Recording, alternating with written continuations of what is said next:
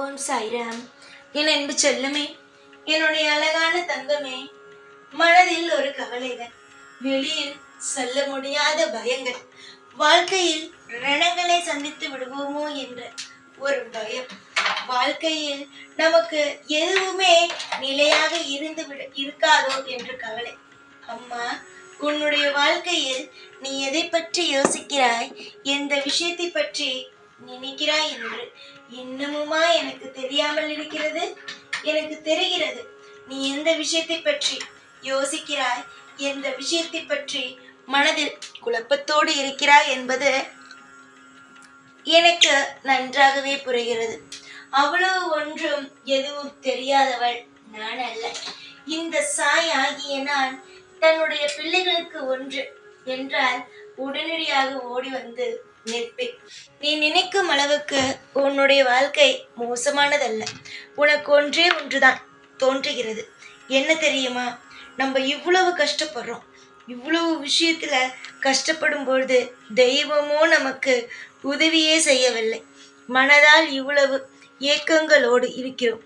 தெய்வம் எப்பொழுது நமக்கு நல்ல வழியை காட்டும் என்றுதான் நினைக்கிறார்.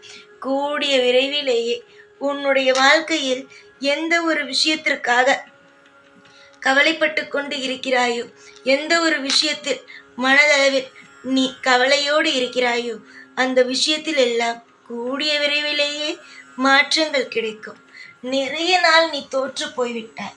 இதற்கு மேல் அடுத்தவர்கள் சிரிக்க வைத்தோம், அடுத்தவர்களை உன்னுடைய வாழ்க்கையை பார்த்து கைத்தட்ட வைத்தோம். இனிமேல் ஒரு பொழுதும் ஒரு நாளும் யாரையும் எப்பொழுதும் சிரிக்க வைக்க மாட்டேன். அதுவும் முக்கியமாக உன்னுடைய வாழ்க்கையை பார்த்து. உன்னுடைய வாழ்க்கையை யார் ஒருவர் பார்த்து அதிகமாகவே சிரிக்கிறானோ அவனுக்கு நிச்சயமாகவே வாழ்க்கையில் தக்க தண்டனையானது கிடைக்கும். உன்னுடைய வாழ்க்கையில் நீ சங்கடங்களை பார்த்தது போதும். உன்னுடைய வாழ்க்கையில் நீ ஏதாவது ஒரு பிரச்சனையை நினைத்து கொண்டு அழுதது போதும்.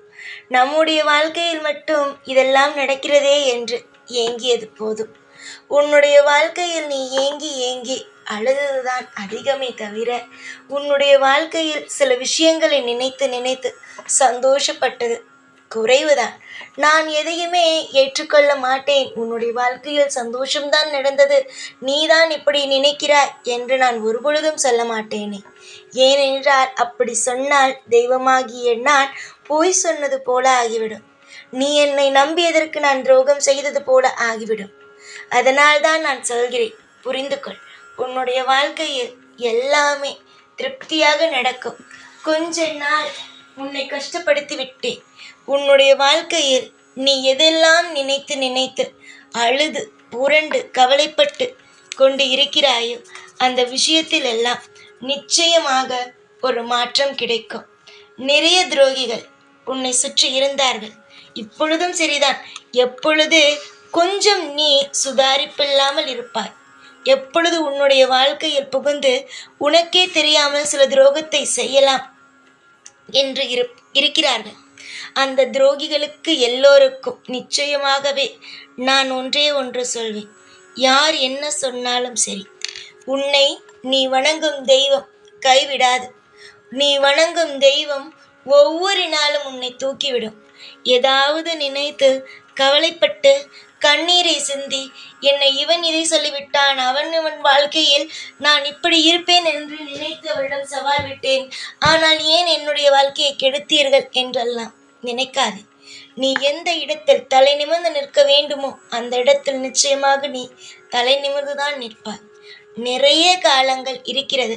நீ கஷ்டப்பட்டது முடிந்து விட்டது அம்மா, கஷ்டப்பட்டது முடிந்து விட்டது. நான் ஒன்று நினைத்தேன், ஆனால் தெய்வம் ஒன்று நினைக்கிறதே என்கின்றாய். தெய்வம் உனக்காகத்தானே நினைக்கும், மற்றபடி வேறு யாருக்காக நினைக்கும்? மற்ற யாருக்காகவும் நினைக்காதே. உன்னுடைய வாழ்க்கையில் நீ ஒரு நாள் ஒரு விஷயத்தை செய்யலாம் என்று நினைத்திருந்தாய். அதற்கு பதிலாக அந்த விஷயம் நடக்கவில்லை. அது நடக்கவில்லை என்றால் அன்று உனக்கான நாள் இல்லை என்றுதான் அர்த்தம். புரிகிறதா? அது உனக்கான நாள் இல்லை, அதைவிட இன்னும் ஒரு அற்புதமான நாள் இருக்கிறது, அந்த நாள் அன்று பார்த்து கொள்ளலாம் என்றுதான் அர்த்தமே தவிர அது நடக்காது என்பது அல்ல. நீ நல்ல பிள்ளை. தெய்வத்தின் மீது நம்பிக்கை வைத்திருக்கும் பிள்ளை. ஒரு பொழுதும் ஒரு நாளும் மற்றவனுடைய வாழ்க்கையில் தவறாக நம் மூலமாக அவனுக்கு எந்த ஒரு கெட்டதும் நடந்துவிடக் கூடாது என்று நினைக்கும் பிள்ளை. இப்படிப்பட்ட பிள்ளையை யாருக்கு மனம் வரும் விட்டு கொடுக்க? பயப்படாதே, எந்த ஒரு நிலையிலும் கவலைப்படாதே. ஆசை ஆசையாக ஒவ்வொரு விஷயத்தையும் ஆசை ஆசையாகத்தான் நீ செய்கிறாய். எப்படி உன்னுடைய மனது ஆசைகள் எல்லாம் போகும் சார்? உன்னுடைய ஆசைகள் எல்லாம் எப்படி நடக்காமல் இருக்கும் சார்? உன்னுடைய ஆசைகள், கனவுகள், உன்னுடைய அனைத்து விஷயங்களும் கூடிய விரைவில் நடக்கும். இன்று உன்னை சோதிக்கிறேன் என்றால் இன்னும் கொஞ்ச நேரத்தில் கூட உனக்கு சந்தோஷத்தை நானோ கொடுக்கலாம்.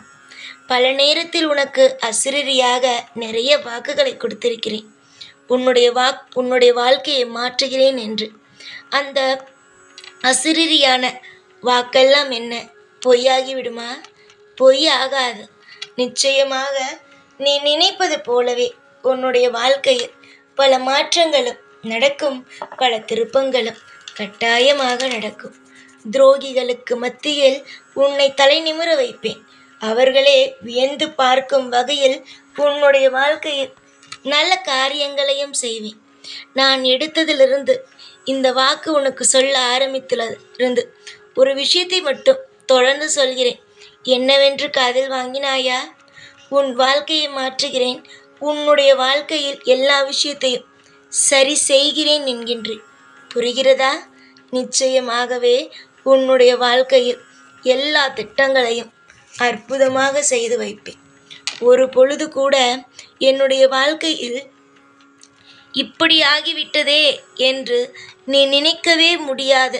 அதாவது இப்படிப்பட்ட விஷயத்தை நம்ம தெய்வம் நமக்கு செஞ்சிட்டே அப்படின்னு ஒரு நிமிஷம் கூட நீ என்னை குறையே சொல்லாத அளவுக்கு உன்னுடைய வாழ்க்கையில் உனக்கு ஒரு திருப்தியை உண்டாக்கி தருவேன். அதாவது நம்புபவர்களுக்கு துரோகம் செய்வது மனிதர்கள் தானே தவிர தெய்வங்கள் அல்ல. தெய்வங்களில் எப்பொழுதும் எல்லா நாளும் தன்னை நாடி வரும் குழந்தைகளுக்கு உதவி செய்துதான் பழக்கமே தவிர கெட்டது செய்து பழக்கமே அல்ல. உனக்கு நான் சொல்கிறேன், வாழ்க்கையில் உனக்கு நல்லது நடக்கும். நிறைய நாள் துவண்டு விட்டாய், இனி வரும் நாள் ஜெயிக்கப் போகிறாய். அடுத்த கட்ட வாழ்க்கைக்குள் அடியெடுத்து வைக்கத்தான் போகிறாய். தொடர்ந்து உன்னுடைய வாழ்க்கையை நானும் கவனித்துக் கொண்டு இருக்கிறேன். நீயோ சிரிக்க வேண்டும் என்கின்றாய், ஆனால் காலங்களோ உன்னை அளவைத்து வேடிக்கை பார்க்கிறது. இதற்கு மேல் அது போன்றெல்லாம் ஒரு விஷயங்களும் தவறாக நடக்காமல் எல்லா விஷயத்திலேயும் திருப்தி என்ற ஒன்றை உனக்கு உருவாக்கி தருவேன். நாளுக்கு நாள் கவலைகள், கண்ணீர் என்ற ஒன்று இருக்காது. நம்பிக்கை என்ற ஒன்று கட்டாயமாக இருக்கும். நம்பிக்கை மட்டும் இருந்தால் போதும், ஒரு விஷயத்தை மறுபடியும் அழகாக உருவாக்கி விடலாம். எதிர்பார்த்து எதிர்பார்த்து ஒவ்வொரு விஷயங்களையும் எதிர்பார்த்து காயப்பட்டு காயப்பட்டு அழுது கொண்டு இருக்கிறார். இப்படி இருக்கும் பொழுது உன்னை சோர்ந்து போக விடுவேனா? சோர்ந்து போக விடுவதற்கு வேலை என்ன இருக்கிறது? வேலை எதுவுமே அல்ல. தவறு செய்தாயா? இல்லை. அப்புறம் எப்படி உன்னை விட்டு உன்னுடையது போகும் சொல்? உன்னுடையது உன்னிடமே திரும்ப வரும். நீ என்னெல்லாம் கேட்கிறாயோ அது எப்பொழுதும் உன்னோடு இருக்கும். உன்னுடைய வாழ்க்கையில் உனக்கானது நிச்சயமாக உன்னிடம் வந்து சேர்க்கப்படும். கவலைகளும் கண்ணீரோடும் வாழ்க்கையில் ஒவ்வொரு நாளும் வாழ்ந்து கொண்டு, வாழ்க்கையில் அனைத்து விஷயங்களையும் மனதில் போட்டு குழப்பிக்கொண்டு எல்லா நிமிஷமும் கரைந்து கொண்டே இருக்காதே.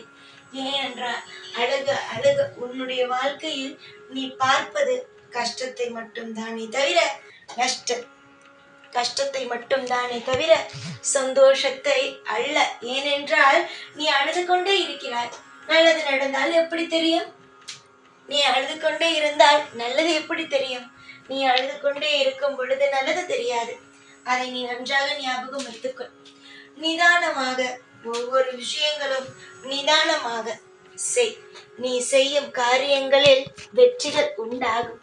கவலைகளை தூக்கி எறியுங்கள். நம்பிக்கையை வளர்த்து கொள்ளுங்கள். நீங்கள் தேடும் ஒவ்வொன்றையும் நிச்சயமாக இந்த சாய் உங்களிடம் கொண்டு வந்து தருவேன். எப்பொழுதும் எல்லா நாளும் உங்கள் கூடவே இருந்து ஒவ்வொரு முறையிலும் உங்களை அழகாக வாழ வைத்து ஆசீர்வாதம் செய்வேன் இந்த சாய்நான். ஓம் சாய்ராம்.